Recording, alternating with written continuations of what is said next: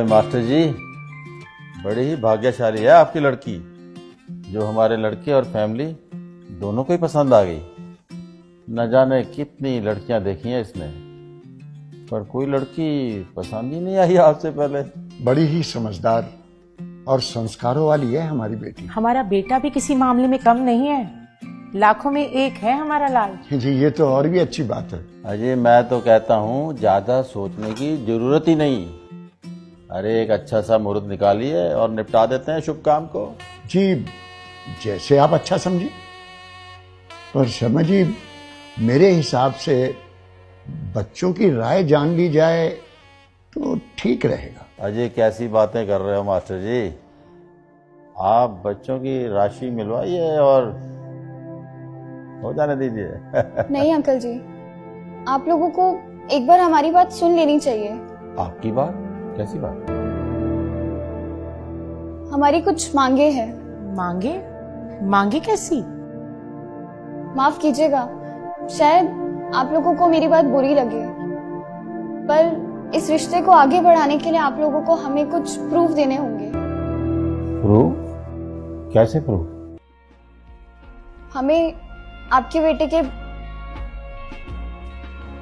Medical reports चाहिए और आपके बेटे के एजुकेशन और इनकम के प्रूफ चाहिए।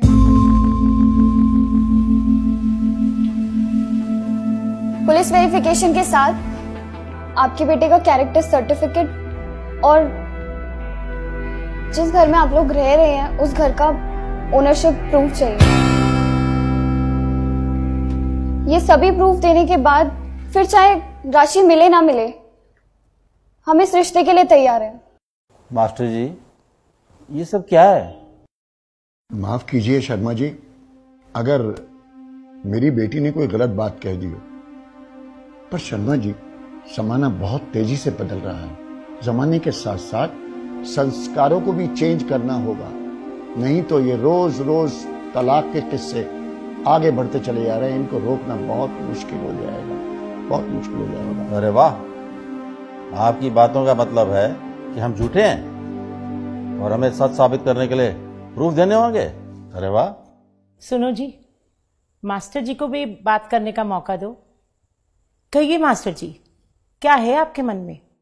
शर्मा जी, हम ये नहीं कह रहे कि आप झूठे हैं, पर अगर आप गलत नहीं हैं तो मुझे नहीं लगता कि प्रूफ देने में आपको कोई परेशानी होनी चाहिए।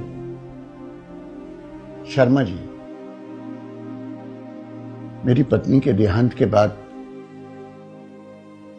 मेरी दोनों बेटियां कभी भी मुझसे एक पल के लिए दूर नहीं हुई। आज मेरी लाडली बेटी, मेरा जिगर का टुकड़ा, जिंदगी भर के लिए किसी दूसरे के साथ कैसे जा सकती है, ये जाने बिना कि वो कौन है, कहां से आया है, क्या मेरी बिटिया को अच्छी तरह रख पाएगा? शर्मा जी, मैं अपनी बेटी का भाग्य तो नहीं बदल सकता, लेकिन उसके अच्छे भाग्य के लिए प्रयास तो कर ही सकता हूं, प्रयास तो कर ही सकता हूं।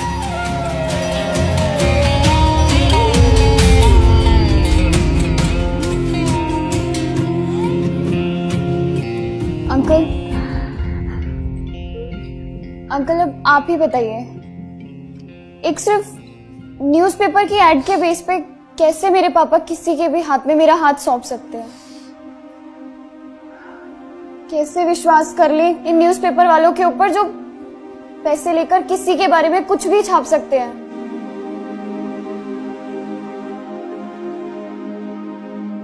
अंकल, मैं एक लड़की हूं और शायद आप लोगों को मेरा बोलना अजीब लग रहा होगा,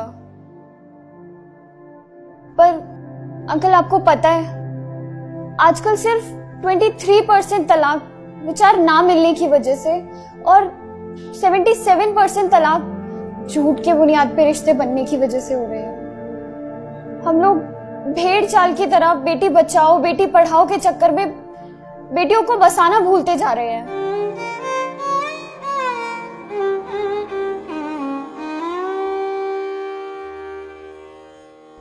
शादी से पहले हम लोग पुलिस स्टेशन, हॉस्पिटल या फिर किसी ऑफिस में जाकर इंक्वायरी करवाने की बजाय पंडितों से राशि मिलवाना जरूरी समझते हैं। सोशल मीडिया पर अपने दिखावे के चक्कर में हम लोग लाखों रुपए सिर्फ और सिर्फ प्री वेडिंग शूट पर ही खर्च कर देने में लगा देते हैं।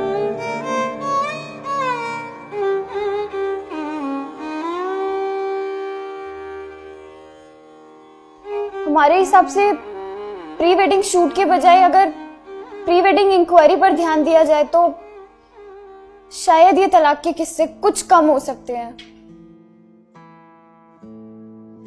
और अंकल, हम ये नहीं कह रहे हैं कि लड़के या लड़के वाले ही गलत होते हैं। ताली दोनों हाथों से बजती है। इसलिए आपके प्रूफ लेने से पहले हम आपको वो सारे प्रूफ देना चाहते हैं जो हम लोगों ने आपसे मांगे हैं।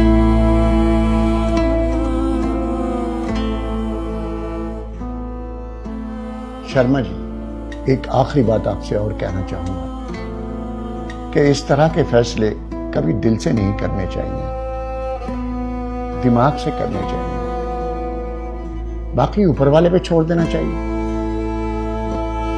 उसके आगे आपकी मर्जी।